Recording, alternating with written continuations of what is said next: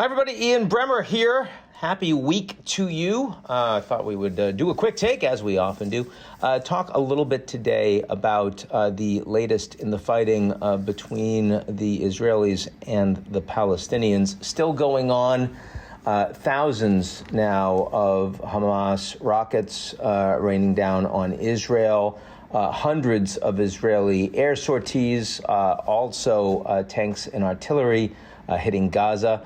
As well as some violence locally in the West Bank and a fair amount across Israel proper between Arabs and Israeli Jews living in the country.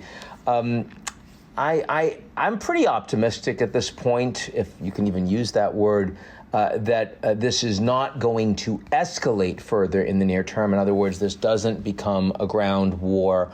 A couple of reasons. First, the Israeli Defense Forces over the weekend put out a statement showing how much they had already done to degrade Hamas military capabilities. And historically, they don't do that until they can show, they're ready to show success and wrap up their military operations in relatively short order. So that implies a quick pivot, at least to opening negotiations with the Palestinians as to a ceasefire. I'd be really surprised if this goes much more than the end of this week. Certainly not additional weeks or months, and very unlikely to see a ground war. Secondly, there is more international pressure now, more outcry, particularly from the media following the Israeli strike on this building, mixed-use building, with the Israelis say Hamas operatives using the building, though proof hasn't yet been provided to the U.S. government on that.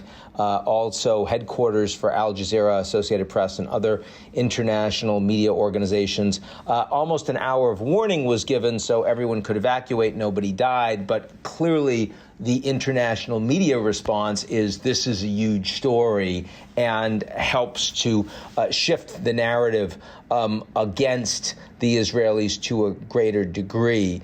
Having said all of that, the United States continues to provide an awful lot of support to tolerate the Israelis continuing with the military strikes that they're doing. First point, because the major proximate escalation did come from Hamas when they started to launch all of these rockets across Israel proper, something that they hadn't done outside of war historically. And secondly, because the U.S. considers Israel to be by far its strongest ally in the region. And we've now seen the Biden administration, in addition to calling out the Palestinians and supporting repeatedly the Israelis to have the right to self-defense. So there's no question that the U.S. isn't trying to act as an honest broker here, but also the fact that the U.S. has singularly blocked 3 United Nations Security Council resolutions calling for a ceasefire, all of the other Security Council permanent members supporting it, the Americans blocking it. The Americans, of course, like the other permanent members, have a veto. I think that if you had asked a lot of people, both Democrats and Republicans, ex ante, this is going to happen, this is the kind of explosion of violence we're going to see in Israel-Palestine, will a Biden administration block a ceasefire call? Clearly Trump would have if he was in power. I think the answer for most people would have been no. And indeed, you're seeing they are. The level of alignment and actual policy between the Biden administration and the Trump administration on Israel-Palestine is really very high. And that is, I think, something that isn't well appreciated and doesn't necessarily play well, given just how politically divided the country and the media is right now, but is nonetheless bearing out in the way we're seeing diplomacy work.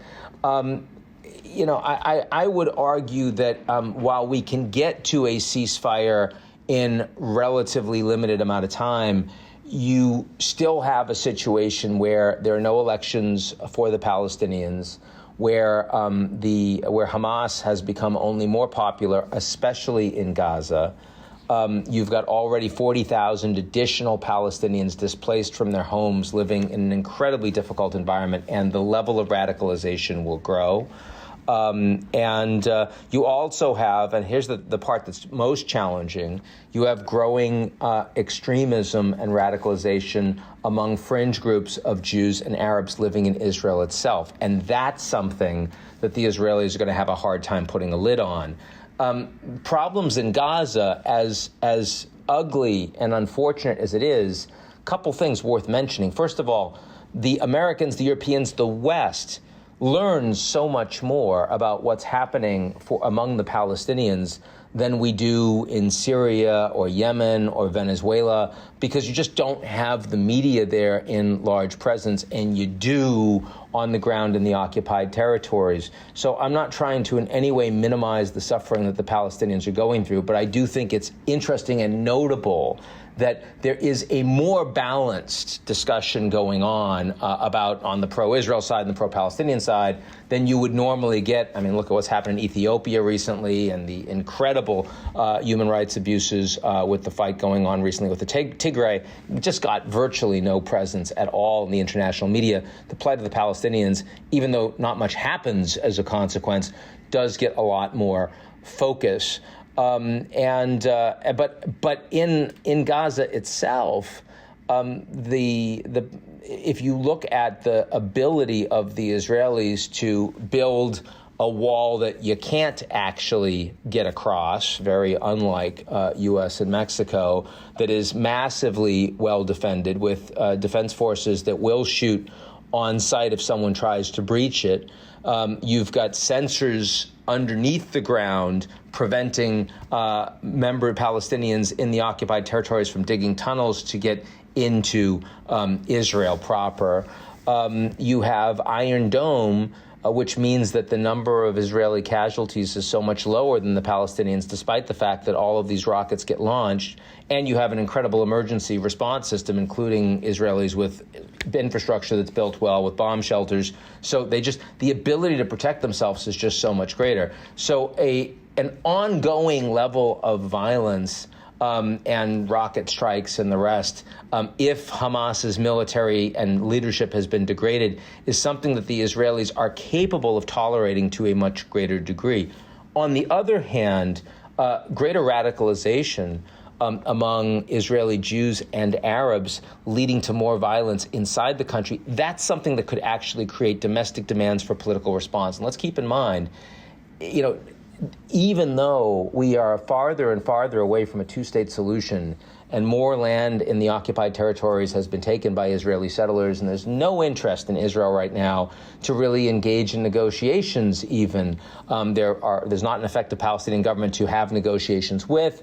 Hamas itself, which was elected in the last elections, which from a decade ago, in Gaza, doesn't even recognize the right of Israel to exist. So clearly the Israelis aren't going to negotiate with them.